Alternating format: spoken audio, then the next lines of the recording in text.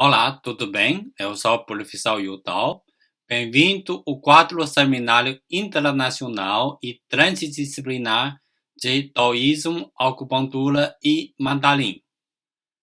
Hoje vamos ter palestra Pesquisa do Caminho de Biabiru, percepção da importância de um estudo interdisciplinar.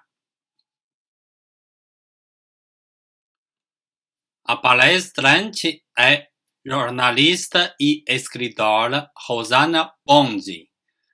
Ela trabalha mais de 30 anos de pesquisa de Caminho Biabiru e autor de 4 livros nessa área.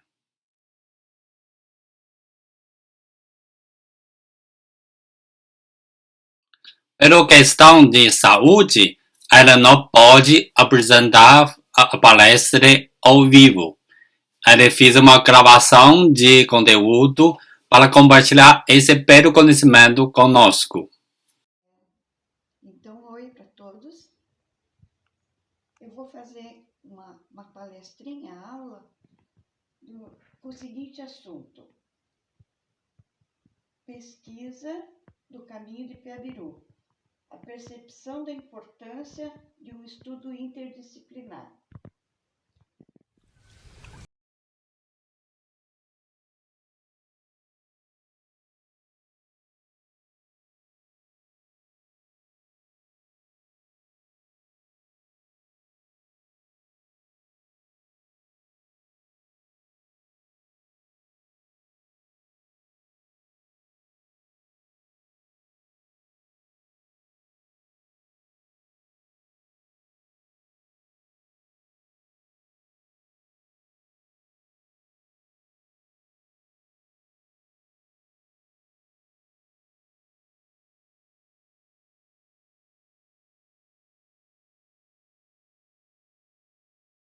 Biabiru foi considerada a estrada mais importante transcontinental da América do Sul, uma vez que era um caminho que atravessava o continente, ligando os oceanos Atlântico ao Pacífico. Ao todo, sua extensão tinha aproximadamente 3.000 quilômetros e abrangia 4 países: Brasil, Paraguai, Bolívia e Peru.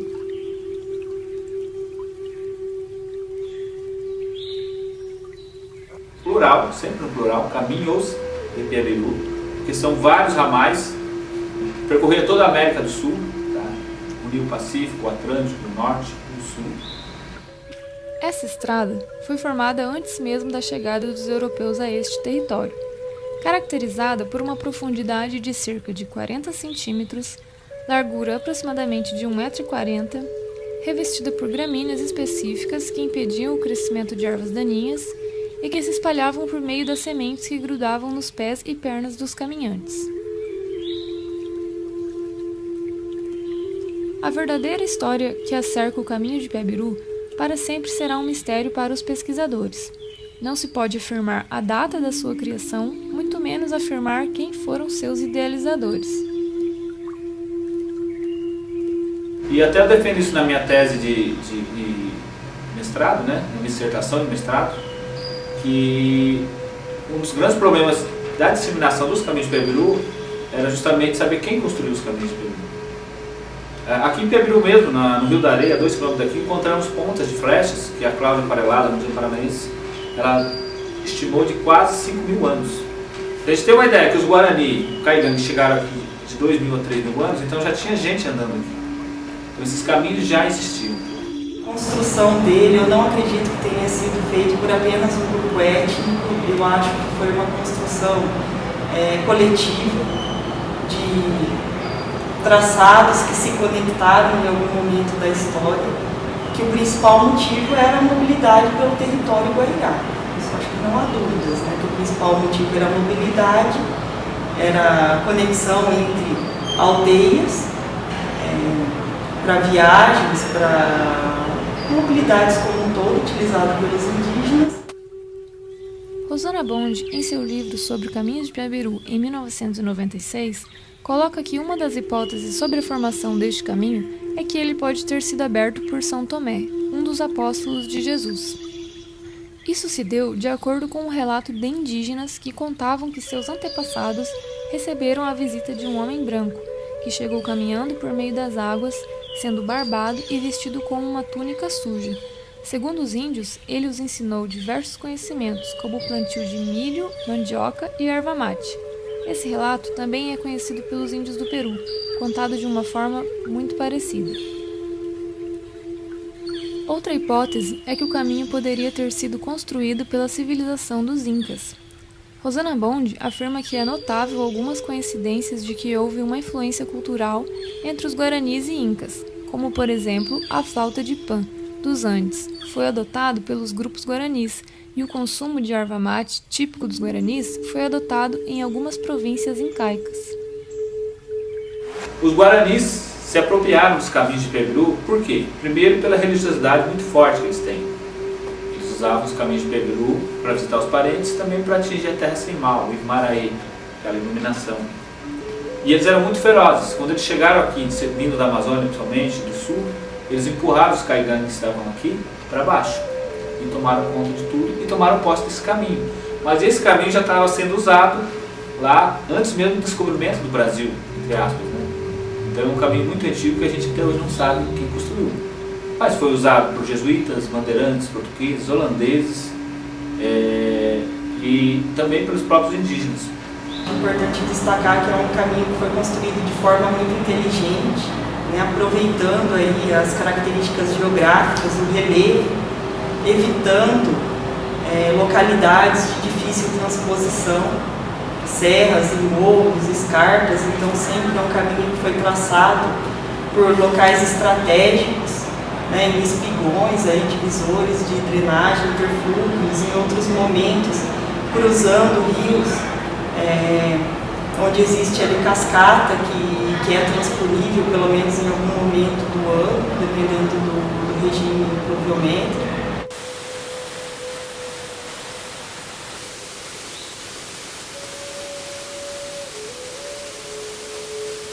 É importante destacar que esse é um aspecto indígena da nossa história, né? Temos que reforçar, temos que levar ao conhecimento público que é o caminho de Biabiru nas escolas, porque é uma parte da nossa história que está negligenciada, né? Não só no ambiente escolar, mas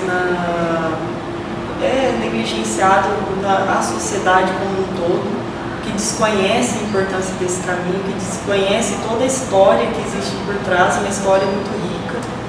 E o despertar para o estudo dos caminhos de Biabiru surgiu justamente na graduação de Geografia. Foi quando eu tinha o nome da cidade, mas pouca gente sabia o que significava o nome da cidade. Na escola mesmo, na graduação, nos ensinos fundamentais e médios, até na graduação a gente quase não ouviu nada sobre Biabiru.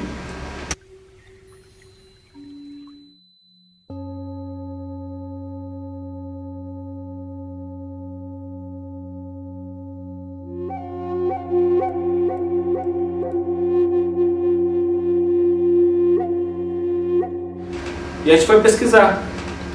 E curiosamente eu descobri que ao lado de onde eu nasci, na estrada que eu brincava de bola, brincava de enxurrada, era um possível ramal dos caminhos de Biabiru. Tinha uma estrada que ligava Biabiru a Campo Mourão.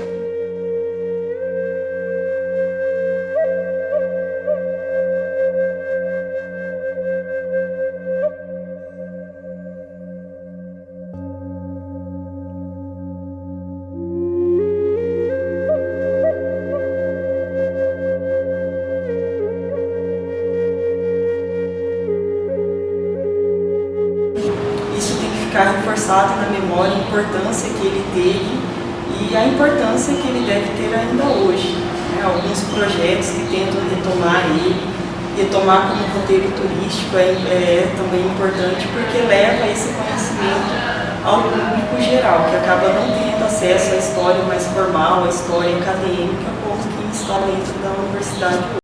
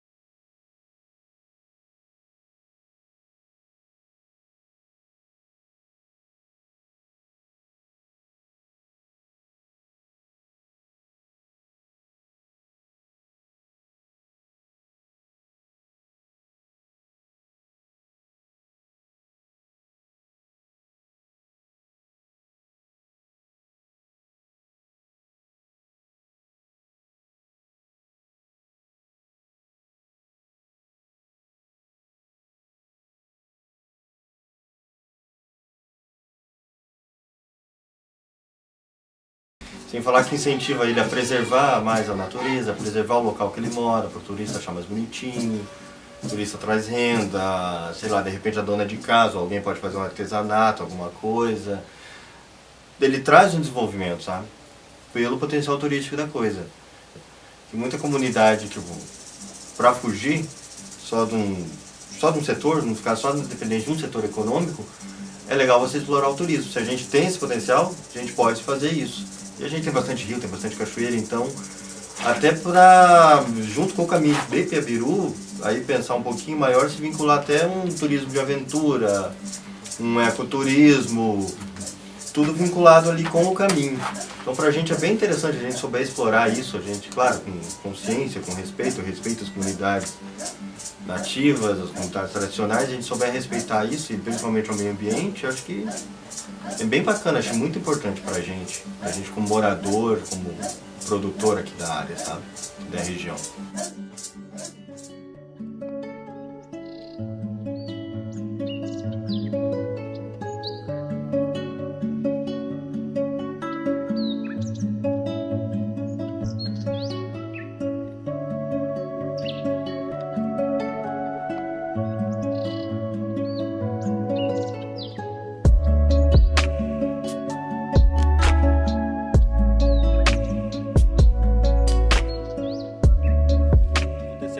Dos caminhos de Piabiru é sabido e ressabido de todos.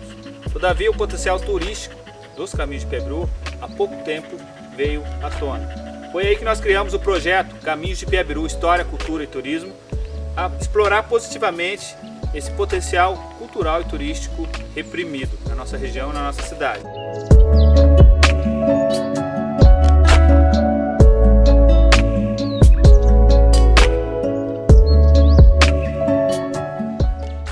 O Caminhos de Piabiru tem 10 anos, estamos no 3º e nós refazemos as trilhas, parte das trilhas por onde passavam os caminhos de Piabiru aqui em Piabiru, no Paraná.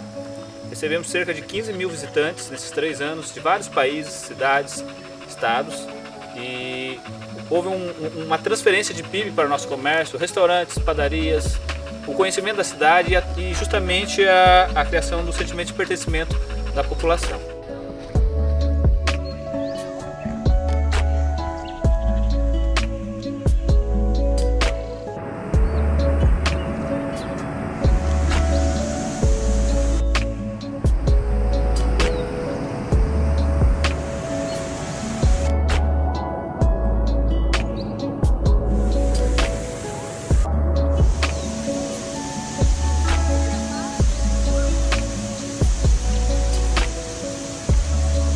Então esse projeto Caminhos de Piabiru tem o objetivo de criar trabalho, emprego e renda e além disso solidificar o sentimento de pertencimento do piabiruense com sua terra. Então, numa região que é agrícola, concentração de renda, indústria, comércio e serviços incipientes, o turismo, 11% do PIB mundial, seria a válvula de escape para tentar trazer benesses sociais e econômicas através do turismo Caminhos de Piabiru.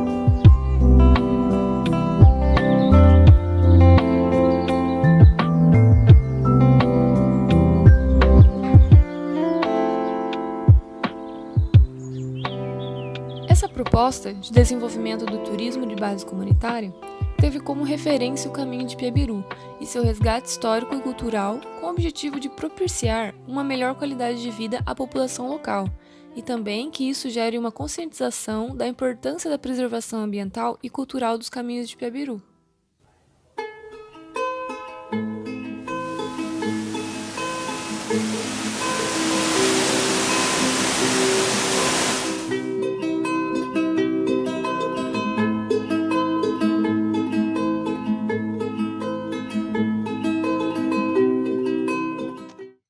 começar pelo começo, ou seja, o motivo da minha pesquisa, né, do caminho de Piabiru. O começo de tudo foi buscar conhecer melhor a história da cidade do município de Campo Mourão, na região centro-noroeste do estado do Paraná, que é atravessada por um antigo caminho indígena. Essa pesquisa foi um pedido do prefeito de Campo Mourão na época, Rubens Bueno, a quem eu assessorava. E o propósito dele, que é professor, era editar um livro escolar para as crianças do município de Campo Mourão conhecerem a sua história verdadeira, indígena inclusive, através do caminho de Piabiru. Eu comecei a fazer o levantamento dessas informações em 1995. Portanto, agora, 2020, completa-se 25 anos do início da pesquisa. E eu digo que é até hoje porque eu continuo pesquisando o Piabiru, né? Até hoje, então 25 anos, não é que faz 25 anos. Então, esse livro municipal foi escrito por mim. Essa aqui é a capa. Se chama O Caminho de Piabiru. Projeto Memória 2. Cultura Padrão Campo Mourão. Então, esse livro foi escrito por mim, publicado em 1996, no ano seguinte, portanto, pela prefeitura, com esse título aqui, Coisa Simples. Um livrinho bem humildezinho, mas foi muito legal ter feito, porque praticamente foi o primeiro livro que teve no Brasil especificamente sobre o caminho de Piabiru. Então, e foi muito bem aproveitado porque foi distribuído gratuitamente em Campo Mourão para a criançada das escolas. Foi mandado para as bibliotecas da região ali de Campo Mourão e até para cidades de fora do Paraná. Foi muito bem aproveitado.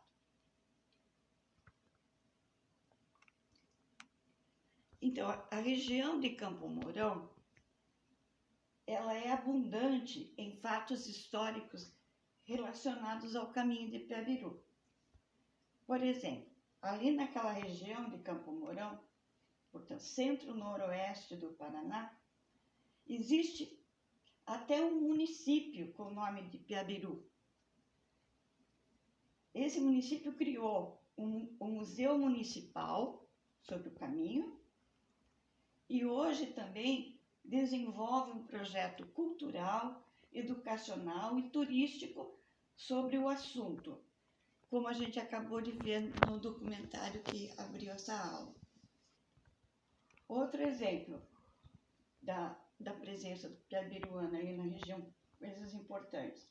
Existe ali também naquela região, bem pertinho de Campo Mourão, as ruínas de uma cidade espanhola que era atendida pelo caminho de Piabiru, uma cidade espanhola que foi construída, imagine, em 1589 no interior do Paraná. Brasileiro nenhum sabe disso. Eu não falo de Portugal, mas a Espanha, no sul do Brasil, a Espanha tinha um poder muito forte, ela ajudou a colonizar, enfim. Então, ali perto de Campo Mourão, uma cidade espanhola de 1589, se chamava Vila Rica do Espírito Santo. E era pertencente a uma província dos castelhanos chamado Guairá, né? Ou Guaíra, no jeito brasileiro de falar. Mas era Guairá, dos castelhanos, que é uma palavra guarani. E ali passava o caminho de Piabiru, nessa cidade. Os bandeirantes paulistas usaram o caminho de Piabiru para chegar nessa cidade de Vila Rica do Espírito Santo, destruir ela em 1632, certo? Então, destruíram Vila Rica do Espírito Santo em 1632, porque chegaram facilmente lá através do Piabiru. Saíram de São Paulo, que também tinha o Piabiru, pegaram a rodovia fácil, né? E chegaram perto de Campo Mourão, e destruíram a cidade de Vila Rica. Então, hoje lá é um parque estadual muito, muito bonito, muito bom de se conhecer, muito importante de se conhecer. Bom, em 1995, para vocês refrescarem a memória, não existia nem internet acessível, né? Então, o começo da minha pesquisa foi muito complicado. Praticamente não existia nada, eu tive que começar do zero sobre o caminho de Piabiru. Cheguei em Curitiba, na maior biblioteca do estado, né? Na biblioteca estadual, lá no centro da capital, e perguntei, né, para a bibliotecária: olha, eu vim aqui pesquisar uma história de um caminho chamado Caminho de Piabiru. Aí ela me olhou de um jeito assim, como quem diz: do que é isso, né? É de comer? Ela nunca tinha ouvido falar de Caminho de Piabiru. Imagina, bibliotecária. Aí ela saiu correndo, foi lá perguntar para uma bibliotecária mais idosa, né? Aí a idosa sabia. Ela falou: ah, sim, muito tempo atrás, que não se fala mais desse Piabiru. Mas existiu, sim, aqui no Paraná e tal. Deu algumas dicas e tal, mas eu acabei indo parar na biblioteca, na maior biblioteca católica, porque essa senhora, se eu não me engano, ela disse: ah, Caminho do Piabiru tinha a ver com os jesuítas e tal, que construíram as missões jesuíticas e tal. Então, talvez seja legal você ir lá nessa biblioteca católica da igreja, não me lembro o nome da igreja agora, mas é uma grande biblioteca católica, talvez a maior do sul do Brasil. Aí estive lá pesquisando, né? E vi que eu tinha que ir na verdade, para tentar descobrir alguma coisa, eu tinha que ir para Assunção, no Paraguai, que aqui no Brasil estava difícil o negócio. Não tinha quase nada de informação, era um assunto já meio esquecido, tinha informações muito pequenininhas em alguns livros de história do Paraná, algumas referências esparsas sobre um caminho dos índios, então não foi muito fácil. Então, por causa dessas dificuldades iniciais em não achar o assunto de jeito nenhum, aconteceram até algumas coisas engraçadas.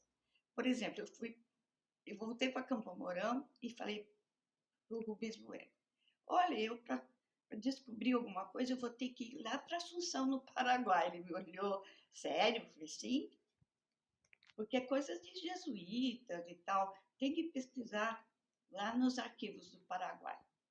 Ele falou assim: vai de toco duro. Hotel barato, de 0 estrelas ou meia estrela, vai de toco duro, vai de ônibus, não tem mordomia. E eu encarei, claro. Aí fui para o Paraguai. Cheguei lá em Assunção, como eu não conhecia a cidade, não dá para andar de ônibus, eu peguei um táxi. Primeiro eu perguntei para ele: escuta, senhor, eu estou chegando do Brasil e tal, o senhor me leva no... Tem algum hotel aqui perto? Eu falei: sim, senhora, eu levo a senhora no hotel perto. Então eu peguei o táxi. E aí, conforme a gente estava andando, os taxistas do Paraguai naquele tempo eram muito curiosos, muito perguntadores, porque eles recebiam orientação da polícia secreta do ditador Stroessner. E eles sempre foram os informantes da polícia secreta do Estado, os taxistas. Aí você entrava no carro, eles já te começavam a fazer interrogatório. Como é que é seu nome, de onde você estava bem, o que veio fazer aqui e tal.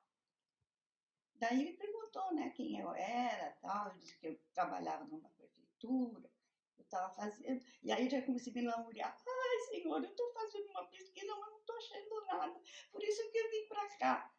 Estava procurando história de um caminho, de Piabiru, estava procurando um personagem histórico que eu vi numa biblioteca católica, um tal de Aleixo Garcia, que teria andado nesse Piabiru. Aí ele botou o braço assim, olhou para trás onde eu estava, né? E me olhou, mas assim, com desprezo. Ele disse: sim, senhorita, Aleixo Garcia é nosso descobridor. Eu falei, o quê? O motorista de táxi do Paraguai conhecia Aleixo Garcia. E ele falou assim, olha, ele é o descobridor do Paraguai. Eu falei, não pode ser. Eu falei, senhorita, aqui tem praça com o nome de Aleixo Garcia, tem rua, tem tudo aqui. Ele é o descobridor do Paraguai. Eu falei, nossa, cheguei no lugar certo, então. Porque Aleixo Garcia foi o primeiro homem branco a andar pelo Piabiru.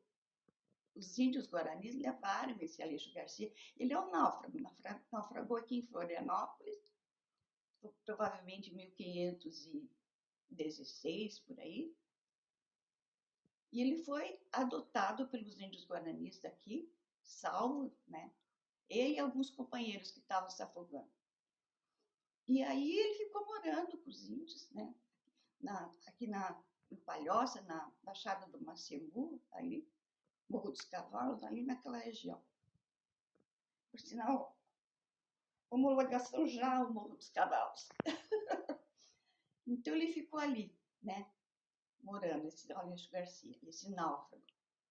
E os guaranis levaram ele, depois de um tempo, levaram ele andando pelo Piabiru até um lugar que eles conheciam lá longe, umas montanhas geladas, umas aldeias feitas de pedra, frio para burro, era o Império Inca. Então eles levaram, os guaranis daqui, da ilha de Santa Catarina, aqui de Florianópolis, levaram esse Aleixo Garcia até lá, os Andes, onde estavam os Incas. Então Aleixo Garcia foi o verdadeiro descobridor dos Incas. Imagina quanta coisa nessa história do Piabiru. Ele foi o primeiro homem branco a ser levado. E aí, como ele passou pelo Paraguai, né, depois o lugar onde foi criada a Assunção, os paraguaios consideram Aleixo Garcia o seu descobridor. Então, o motorista de táxi me deu uma aula de história, e fiquei muito feliz.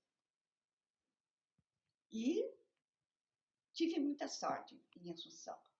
Recebi a ajuda dos jesuítas, também abriram sua biblioteca para mim, consegui muito material lá, foi muito interessante. Descobri 1000 coisas sobre o Piabiru. Eles tinham tudo o que eu precisava e mais um pouco. Foi muito bom.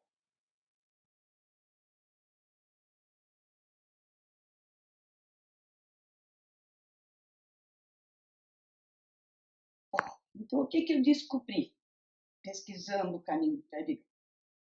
Eu descobri uma riqueza imensa de informações concentradas na investigação de um caminho indígena milenar, né, englobando as seguintes áreas: história, geografia,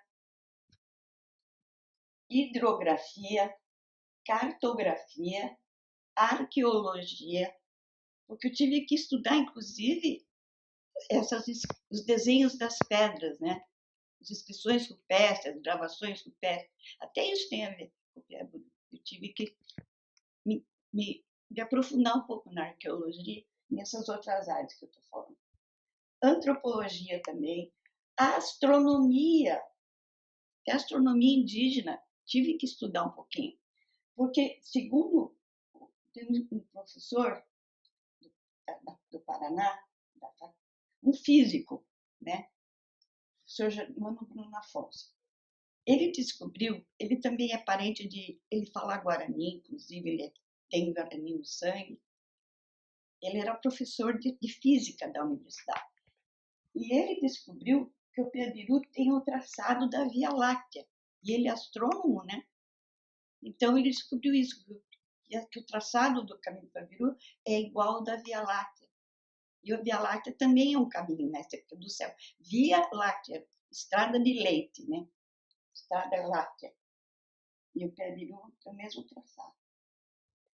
Aí, então, astronomia, agricultura, eu também tive que estudar um pouquinho, etnologia, mitologia, cosmogonia, paleografia, porque paleografia é o seguinte, para estudar os documentos que eu peguei no Paraguai, tudo escrito documentos da época de 1500, né?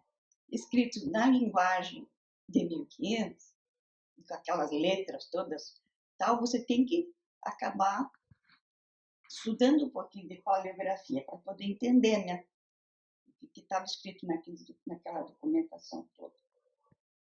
Línguas, linguagens e semiótica. Então, imagina a quantidade de coisas que eu precisei, de áreas que eu tive que estudar, né?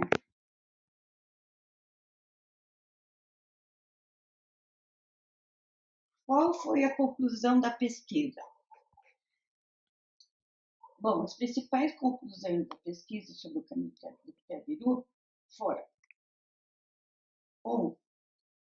Que o Piabiru realmente existiu e que foi a mais importante estrada indígena transoceânica da América do Sul pré-colombiana, como disse o respeitado geógrafo, geólogo e professor da Universidade Federal do Paraná, Reinhard Mack, um alemão nacionalizado brasileiro. Ele que disse isso, que o Piabiru foi a mais importante estrada indígena pré-colombiana transoceânica, né? Porque ela ligava os dois oceanos e ela ia de um oceano até o outro. Outra coisa, outra conclusão, que o caminho de Piabiru propiciou um grande contato entre as nações nativas sul-americanas e um intenso intercâmbio de bens entre eles, bens materiais e bens imateriais.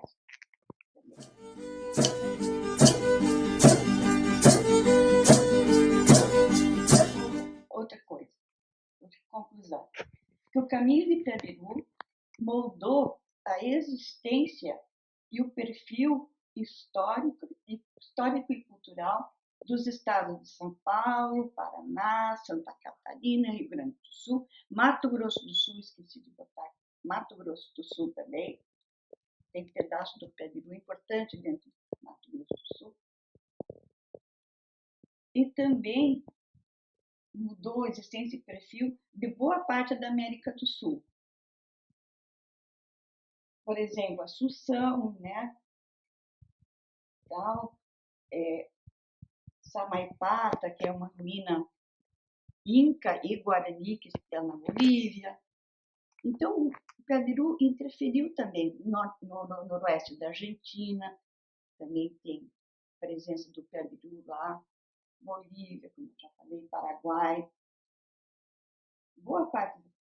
No Peru também tem um pedaço do Piabiru, que está emendado com os caminhos incaicos, né? Apesar que a emenda não ficava lá dentro do Peru, ficava onde hoje é a Bolívia, né? Perto de Santa Cruz de la Sierra, Cochabamba, mais ou menos, essas emendas do caminho Piabiru brasileiro com o caminho dos Incas, né?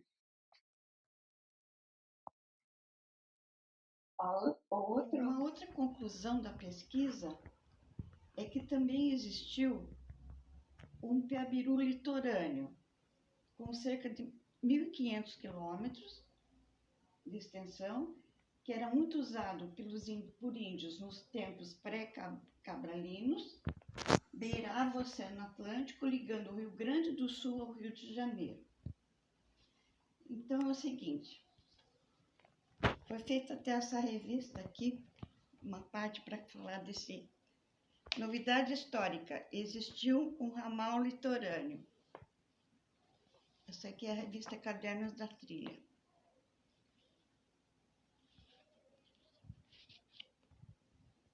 Vou mostrar um mapa para vocês.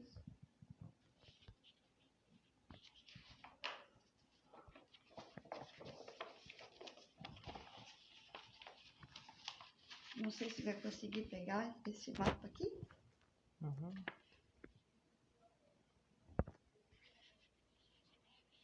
Esse aqui é um mapa, foi feito por um cartógrafo francês. Ele mostra aqui assim, num pontilhadinho, o caminho na beira do oceano.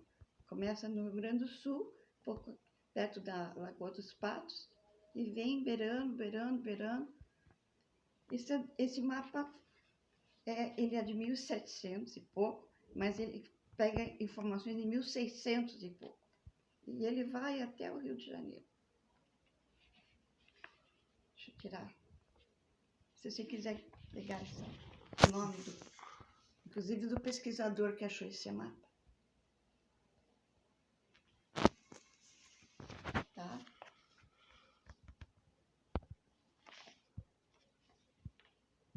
Aqui também tem uma outra marcação, é um outro mapa, também que marca um caminho aqui,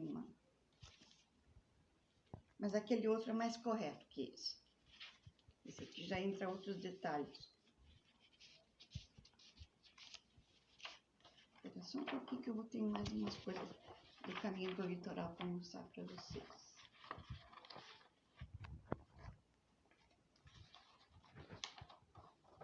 Ó, eu fiz essa pesquisa, os índios falam sobre esse caminho litorâneo deles, né? Então, eu mostro como eles já comentavam sobre a existência desse caminho sagrado também na beira do mar.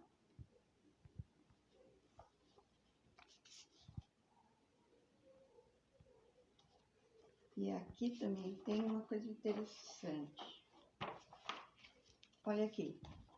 Aqui está o Piabiru, o comum, o caminho comprido, né? Tapebiru, Tapepucu. Ele sai daqui e cruza a América, sai aqui do litoral, Santa Catarina, Paraná, e ele cruza até o Peru. E o litorâneo, ele sai daqui, ó, do Rio Grande do Sul, Lagoa dos Patos, pela beira da praia até o Rio de Janeiro. Ele vai até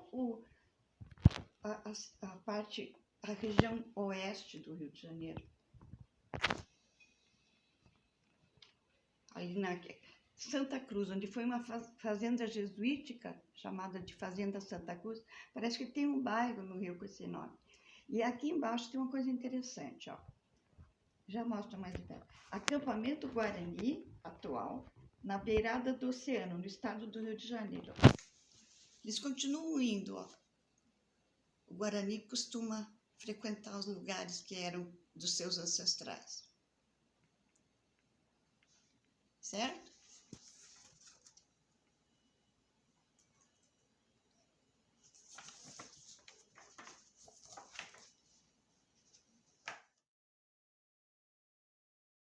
Tá, agora a outra questão. Qual a percepção qual a percepção da cultura indígena que eu tive como pesquisadora e tal? Então, é o seguinte, a pesquisa do Piabiru me permitiu aprofundar os conhecimentos sobre povos indígenas do Brasil e de parte da América do Sul, principalmente sobre a grande tribo Guarani e alguns grupos indígenas da Bolívia e do Peru, entre eles os famosos Incas e os pré-Incas, como do Império de Tiwanaku, que ficava lá no Lago Titicaca, esse Império do Tiwanaku, e que os Guaranis chegaram até lá.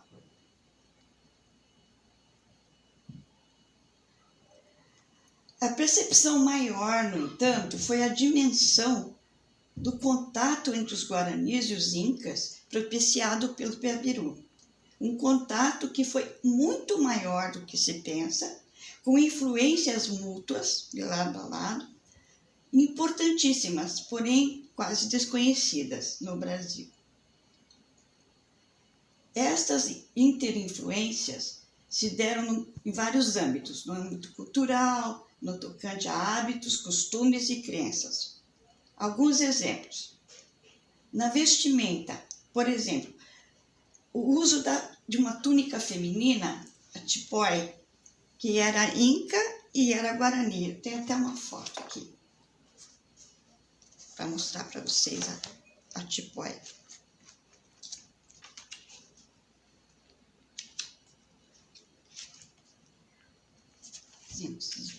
Vamos ver. Olha, mulheres guaranis vestidas com a túnica. igualzinha a túnica que as mulheres incas usavam. Certo? Bom, festa da colheita do milho. Os dois povos faziam festa da colheita do milho, que o milho era muito importante para os dois povos, guaranis e incas.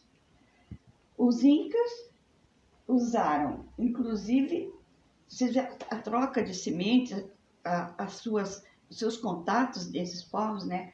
Os guaranis deram para os incas, levaram até os incas, um tipo de milho que foi desenvolvido pelos guaranis, e os incas gostaram muito, tanto que pegaram esse tipo de milho, plantaram para alimentar as tropas, suas tropas, seu exército. Então, o exército inca era alimentado com um tipo de milho guarani. Isso pouca gente sabe. Outra coisa, outro detalhe das interinfluências. O sol como divindade maior era para as duas culturas, né? E também símbolos do sol eram assemelhados entre si. Por exemplo, a serpente e o jaguar, tanto os incas como os guaranis consideravam a serpente e o jaguar como guardiões ou acompanhantes do sol, na sua representação de pinturas e tal. Era muito parecida. Serpente e jaguar como guardiões. Na astronomia também, incas e guaranis também trocaram informações, como o uso na astronomia, o uso das manchas claras e escuras na observação das constelações e da Via Láctea. Também, o professor Germano, que é um astrônomo e físico já aposentado da Universidade Federal do Paraná, ele diz que, pelas pesquisas dele, não encontrou outros povos indígenas que tivessem tanta semelhança nessa coisa das manchas claras e escuras como os incas e os guaranis. Então, cientificamente comprovado. Outra coisa que também houve esse relacionamento, essas coisas similares, né? A cerimônia de batizado das crianças incas e das crianças guaranis era muito semelhante. Eram os deuses que batizavam as crianças, que davam os nomes para as crianças, tanto as crianças incas como as crianças guaranis. Também parecido isso aí. Outro costume também parecido. Um costume que se chamava adoção do nome do valente inimigo derrotado. Deixa eu explicar. É o seguinte, tanto os guaranis como os incas, quando eles consideravam um guerreiro inimigo muito valente, se eles matavam, quem matasse esse guerreiro valente, assumia o nome desse guerreiro. Simbolicamente, ele como que adotava esse valente inimigo derrotado como ele mesmo, porque ele adotava o nome do morto. As duas culturas faziam isso, tanto o Guarani como a Inca. Ah, sim. Outra coisa que também era semelhante. O significado do símbolo da cruz ou do X como pontos cardeais sacralizados e caminhos que levavam a eles. Então, eu tenho aqui 215. Na página 215, as mulheres dos Andes usando esse símbolo do X ou da cruz nos chapéus. Era um hábito antigo e ainda hoje usa-se, que é um símbolo sagrado. Veja aqui, tá vendo? É um X ou uma cruz na copa do chapéu. Isso significa, então, que são os caminhos, os 4 pontos sagrados da Terra, né? E os caminhos que levam para o norte, sul, leste e oeste, certo? Então, são mulheres lá da Cordilheira dos Andes. E para os guaranis também é a mesma coisa. O X ou a cruz como símbolo dos caminhos sagrados, né? Dos montes cardeais. Outra coisa parecida, a escrita feita com cordões. Os incas usavam como uma espécie de escrita uns cordõezinhos com nós, e cada nós significava frases, números e tal. E os guaranis tinham um hábito semelhante. Nos incas se chamava-se quipus, e nos guaranis se chamava ainhé. Era a mesma coisa, também com nozinho, tal, só que lá nos incas era feito de lã, né? Lã da lhama, da alpaca e tal. E os guaranis faziam esses nozinhos, tal, esses cordões, ou com algodão, que o Guarani também plantava algodão usado, ou com cipó, né? Com cipó bem maleável. Então, usava. Outra coisa semelhante, santuários feitos em altitudes. Quanto mais alto, melhor, porque ficava mais perto dos deuses. Os guaranis usavam isso e os incas também. Agora, na linguagem, na língua, o vocabulário dos dois povos, os incas falavam uma língua chamada Quichua, e os guaranis falavam Tupi-Guarani. Mas a língua não tem nada a ver uma com a outra, mas existe sim uma quantidade boa de palavras dos dois idiomas que fala-se igual e significa a mesma coisa. Então, são palavras iguais. Então, por exemplo, ouro, né? Que em Quichua é curi, em Guarani é quaré. Ou então quará, que também significa sol, o sol dourado, símbolo do ouro, né? E tem muitas outras. São muitas palavras.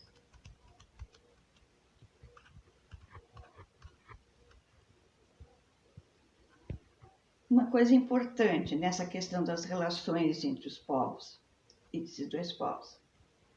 A primeira citação mundial na história do mundo sobre a existência do Império dos Incas, quem fez foi a tribo Guarani. Os guaranis é que contaram para o mundo.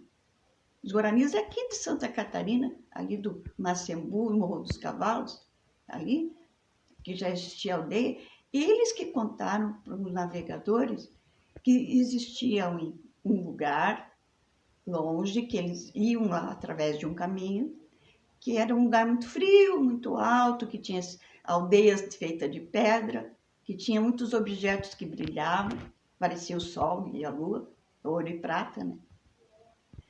E então, quem contou para o mundo sobre a existência do Império Incaico foram os guaranis, que já conheciam, iam lá sempre, né? Tinham um grande respeito e vice-versa. Os incas também se respeitavam muito os guaranis. Então, essa relação dos dois povos, que praticamente no Brasil não se falava disso, quem propiciou isso foi o Pé-Biru, esse caminho que existia e que esses povos trocavam essas informações todas que eu acabei de citar através da existência possibilitada pela existência do caminho de Pé-Biru. E essa menção, primeira menção à existência dos incas, isso foi publicado por um navegador que ouviu isso dos guaranis aqui em Santa Catarina, e ele acabou publicando isso numa espécie de um boletim de navegações. Os navegantes comerciantes faziam um boletim quando voltavam para a Europa.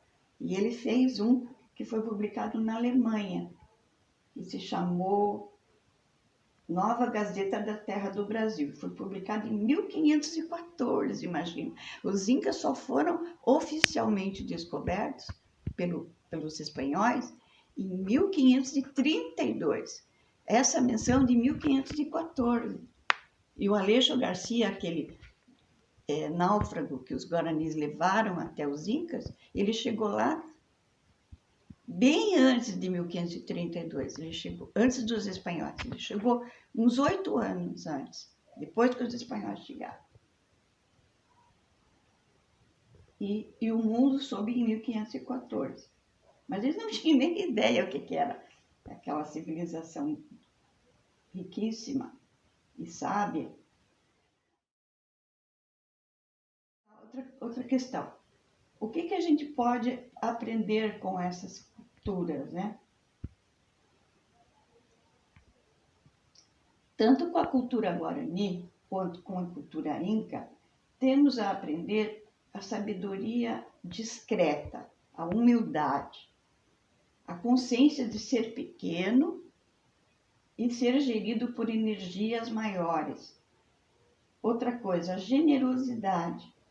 Por exemplo, as duas culturas, generosidade, preocupação com o bem-estar dos idosos, dos órfãos, das viúvas, uma distribuição, a preocupação de distribuição igualitária, a mais igualitária possível, de alimentos e outros bens básicos. Né? As duas culturas tinham essa coisa da distribuição igualitária dos bens, o que era de um... se tinha pouco, todo mundo ganhava um pouquinho, sempre essa coisa do... Outra característica deles, o não competir. Eles não eram culturas de competição. Eles valorizavam a força do fazer junto, do fazer coletivo, né? O melhor fazer junto do que competir individualmente. A sociedade branca, a sociedade capitalista, ela estimula essa história do individualismo, da competição, né, e tal. E os indígenas pensam um pouco diferente. Eles não acham que isso seja importante para a humanidade. E sim, unir forças para fazer junto, não é um contra o outro. Então, outra coisa, preferir a socialização à individualização. Ou seja, melhor fazer coisa coletiva, a força do grupo, do que valorizar o indivíduo. Certo? Outra coisa, a divinização da vida e dos seres da natureza. Tanto os incas como os guaranis fazem isso, né? Sacralizam a vida e os seres da natureza.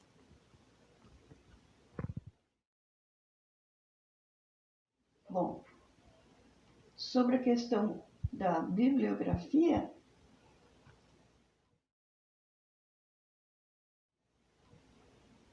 eu fiz 4 ou 5 livros sobre o caminho de Piabiru e Aleixo Garcia, só que esses livros estão esgotados. É a editora Imberê, editora do jornal A Nova Democracia. Deve estar novamente à disposição dos alunos, professores, das pessoas interessadas, provavelmente no ano que vem, que agora com essa pandemia eu acho que atrasou a publicação. Porque, como estavam todos escutados, a editora fez uma nova publicação, mas não ficou pronta ainda. Então, basicamente é isso. Se as pessoas desejarem esses trabalhos, com todas as fontes, os documentos e tal, estão nesses meus livros. Mas aí vai ter que dar uma esperadinha.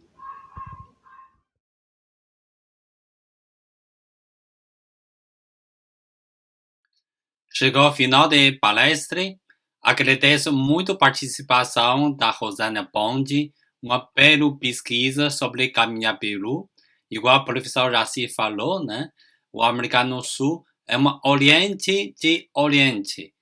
Essa filosofia de caminho bem semelhante como Tao de Taoísmo. Amanhã vai ter terceira palestra de Fórum Internacional e Transdisciplinar da doutora Júlia Garcia de Souza. A tema dela é o Yin Yang e Zhuangzi, observando há circunstâncias. Vamos para o Oriente e estudar o caminho de Oriente. Até amanhã.